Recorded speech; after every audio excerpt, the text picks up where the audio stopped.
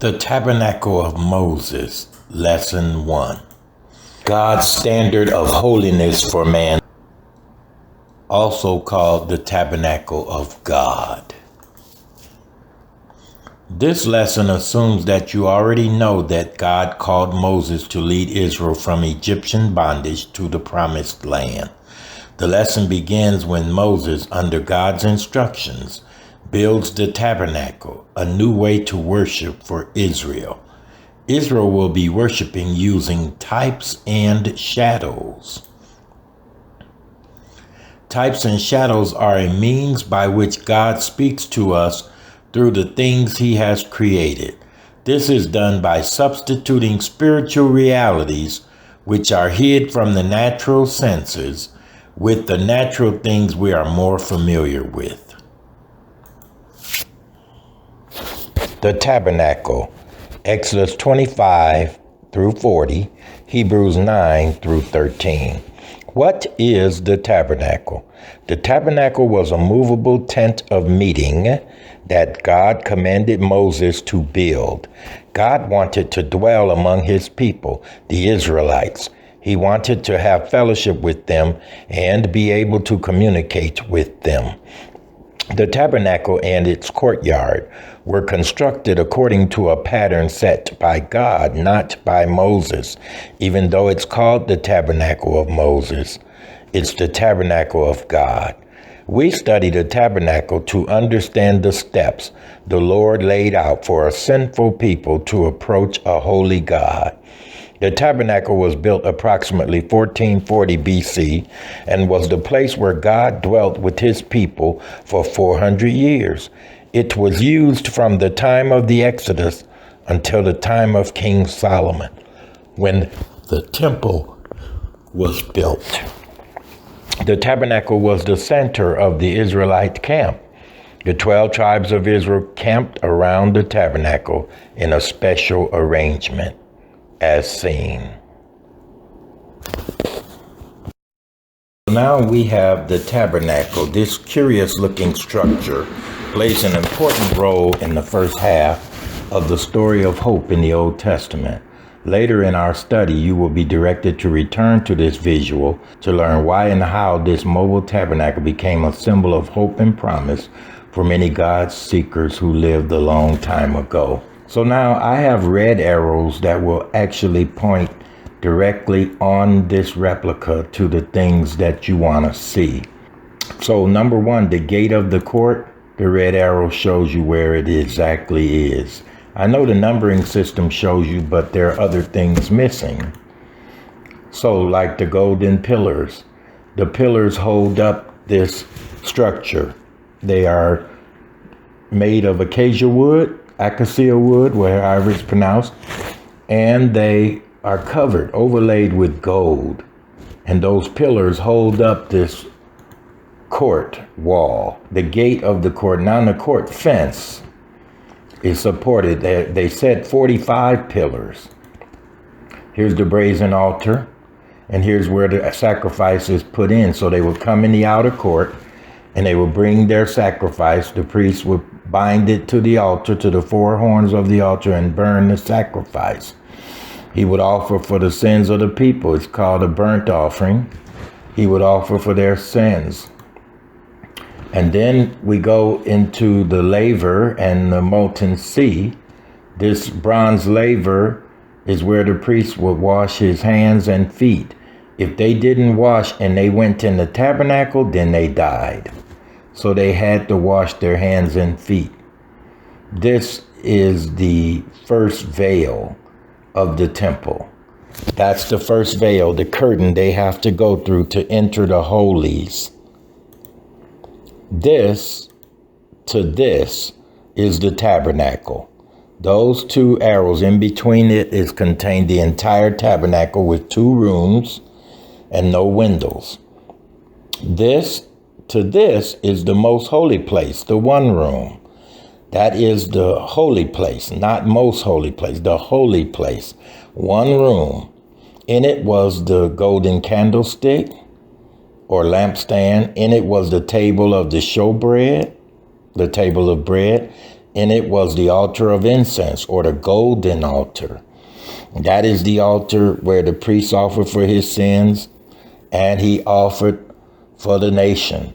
The priest wore pomegranates, because before he could go in that veil room, he had to be clean and everything had to be right with him, or he died right there in the room.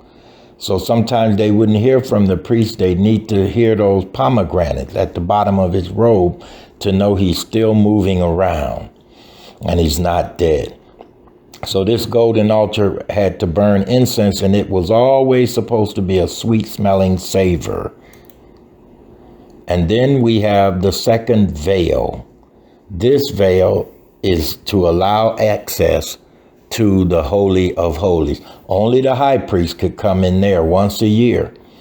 All the priests that operated the temple could not go in the Holy of Holies, or they would die. Now, the length from here to here represents the most holy place, or the Holy of Holies, the second room.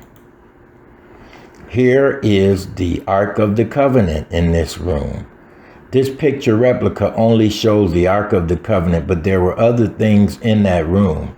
The Ark of the Covenant was one, and then on top of the Ark of the Covenant is the mercy seat and the pillar of fire and cloud, that God would commune with his people there. The fire would burn continually because God would be there. The Bible said, he that sitteth between the cherubims. The cherubims were on that Ark of the Covenant. But also in there we had Aaron's rod that budded. Also in there you had the golden pot of manna that was in there. And last but not least, you had the 10 Commandments was kept in the ark, rather in the second room. And this completes the tabernacle and how it operated. Now you're ready to go into the individual pieces for lesson number 1. You will be brought back to this lesson for the next few lessons. So we're going to wrap this up for lesson 1.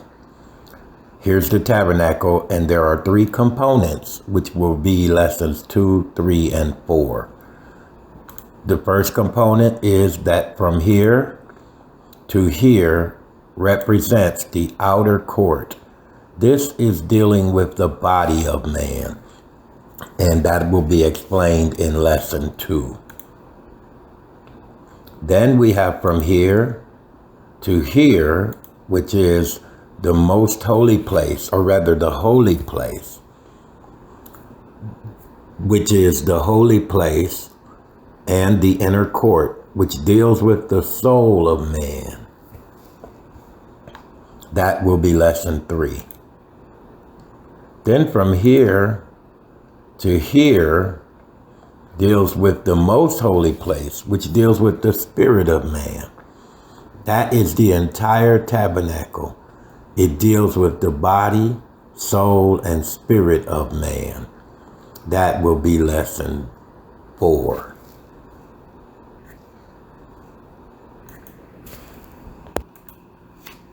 And so our final slide of this lesson is about idol worship. Here you see the children of Israel worshiping the golden calf. They're all up on the calf, touching it. Quite different from what the worship would be in the tabernacle. Here you see the kings going to Chemosh and worshiping right at the statue, at the idol. He's sitting on the throne and he's worshiping him. The people can approach the God and be unclean. That's the first thing you see. There is no order or rule to their approach. No crowd approaches God in the tabernacle, just the high priest. Even the priest couldn't approach him. The God is approachable and therefore not sanctimonious with the idol worshipers. Another thing is their worship is mental, not spiritual. It is earthly, sensual, devilish, mainly because they are focused on what they can see. Their God is created from the human mind after some likeness. Here you see the men of the temple lined up to have sex with the temple prostitutes. So behind the scenes, they would have sex. And as you can see, one of them is standing up there and ready for them to take her. In the secret temple rooms, there were prostitutes who had sex with the worshipers. The prostitutes were considered to be wives of the idols. Sex with the worshipers was a religious act. When babies were born, they were sacrificed to the idol, and this was considered to be a great devotion to the idol. When Israel mimicked these acts, it was their own children they sacrificed, and not just children born out of idolatry. Here let's read Leviticus 20 of chapter verses 1 through 7 and 1 Kings 11 and verse 7. 1. And the Lord spake unto Moses, saying, Again thou shalt say to the children of Israel, whosoever he be of the children of Israel, or of the strangers that sojourn in Israel, that giveth any of his seed unto Molech, he shall surely be put to death. The people of the land shall stone him with stones.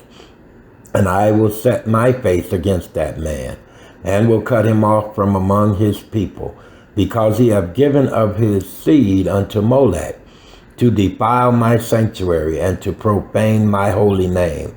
And if the people of the land do in any ways hide their eyes from the man, when he giveth of his seed unto Molech, and kill him not, then I will set my face against that man and against his family, and will cut him off and all that go a whoring after him, to commit whoredom with Molech from among their people.